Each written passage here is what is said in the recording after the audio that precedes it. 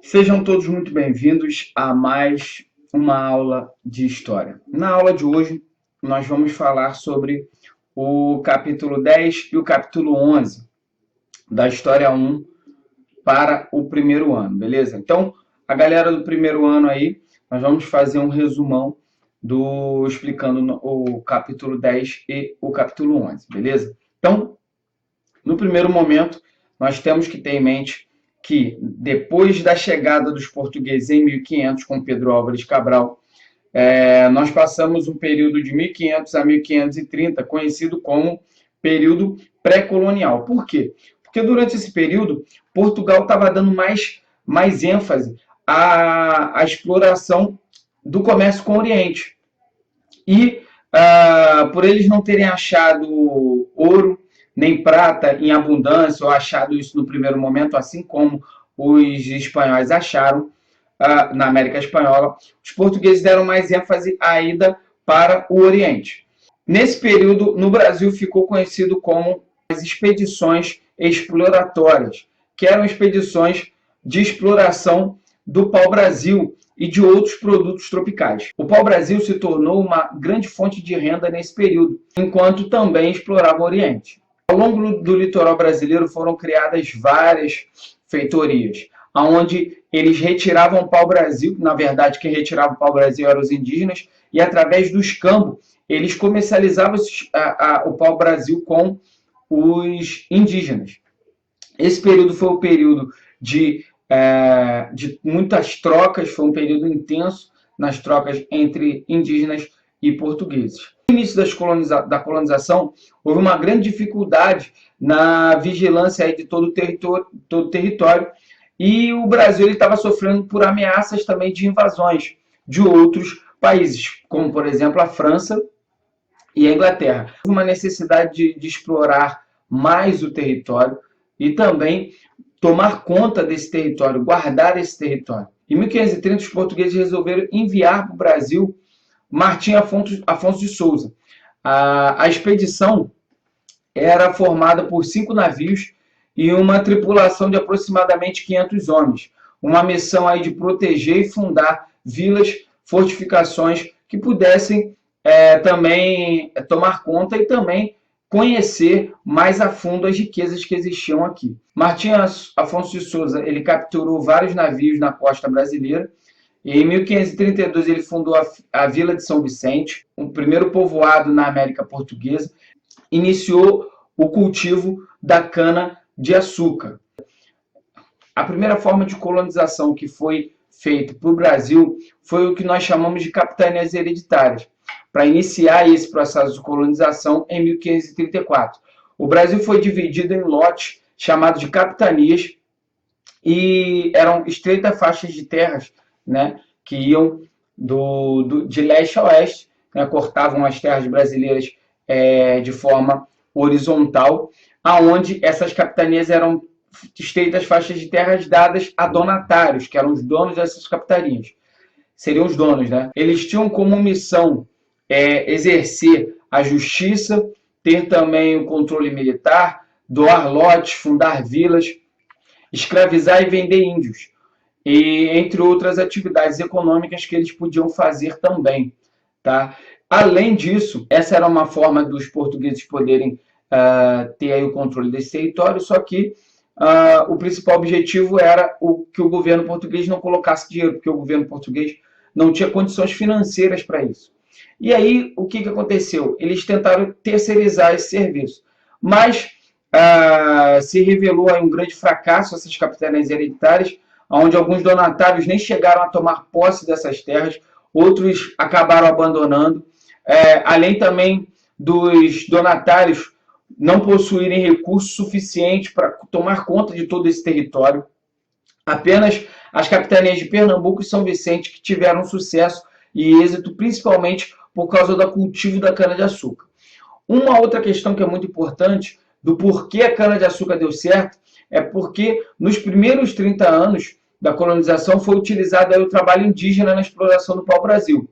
Após a implantação da cana-de-açúcar, foi utilizado em larga escala a mão de obra negra africana, aonde muitas pessoas ganhavam dinheiro, tanto a coroa, quanto a igreja, quanto os traficantes de escravos, e traziam esses negros da África para trabalhar no Brasil. Era uma mão de obra barata e que dava muito retorno financeiro para os seus exploradores. E aí foi utilizado nessa larga plantação de cana-de-açúcar a mão de obra escrava negra. E também, como uma forma de governo, foi implantado o chamado governo geral, aonde, com o fracasso aí das capitanias hereditárias, a coroa portuguesa decidiu centralizar a administração. Em 1548, o governador-geral Tomé de Souza foi o primeiro governador que chegou ao Brasil em 1549. Como aí várias atribuições que ele tinha era administrar as capitanias, incentivar a ocupação do litoral, fundar também novas vilas e controlar a exploração do pau-brasil e também incentivar a catequese dos índios. Nós temos a chegada também dos jesuítas em 1549, junto com ele, né, junto com Tomé de Souza, que iniciaram importantes missões da coroa portuguesa. Assim, eles fundaram colégios, construíram também igrejas. A catequização indígena, ela não respeitou a cultura dos indígenas em seus rituais religiosos, impondo a todos eles uma fé, a fé cristã. As câmaras municipais eram responsáveis pela administração das vilas e das cidades. Os vereadores, que eram conhecidos, né, dessa câmara, eram chamados aí de homens bons, que eram os responsáveis por essas câmaras. Eles eram geralmente brancos, donos de grandes terras e também donos de muitos escravos. As câmaras, elas regulavam as feiras, os mercados, né, as oficinas, o comércio local, e também eles eram responsáveis por administrar as obras públicas. As câmaras municipais, elas representavam o desejo desses grandes produtores, grandes escravocratas que viviam no Brasil naquele momento, os grandes latifundiários. Falando aí sobre a economia açucareira, as únicas capitanias que deram certo foi Pernambuco e São Vicente. Essas duas foram as que implantaram o sistema de plantação da cana-de-açúcar, que os portugueses pegaram a cana lá das Índias e trouxeram para as ilhas, ali próximo da África, e onde eles tinham êxito na plantação, onde eles aprenderam a lidar com a cana-de-açúcar.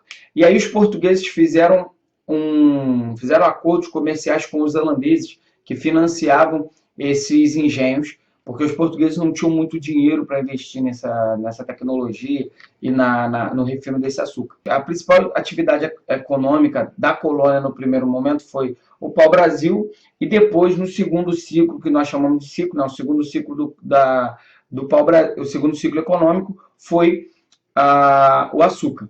E aí, essa organização, né, como funcionava essa organização da plantação de cana-de-açúcar, funcionava da seguinte forma. Era num sistema chamado de plantation. Grandes extensões de terra com uma mão de obra escrava, geralmente no início indígena, e depois passou a ser uma mão de obra escrava africana. Os engenhos eram compostos pela área destinada ao cultivo, né? As instalações para produzir a cana-de-açúcar, a Casa Grande, a senzala, que era onde os escravos ficavam, a Casa Grande era onde o senhor desse engenho ficava. A divisão do engenho, né, como tem na nossa apostila, né, falando que nós temos essa divisão do engenho entre a Casa Grande, senzala, o terreiro. Também nós temos aonde era retirado aí o suco o suco da cana. Com a chamada União Ibérica, né, os holandeses eles invadiram o litoral brasileiro e ficaram aqui dominando aí a região do Nordeste durante alguns anos. Anos esses que levaram aí Portugal, durante a União Ibérica, levaram os holandeses a desenvolverem muito essa região.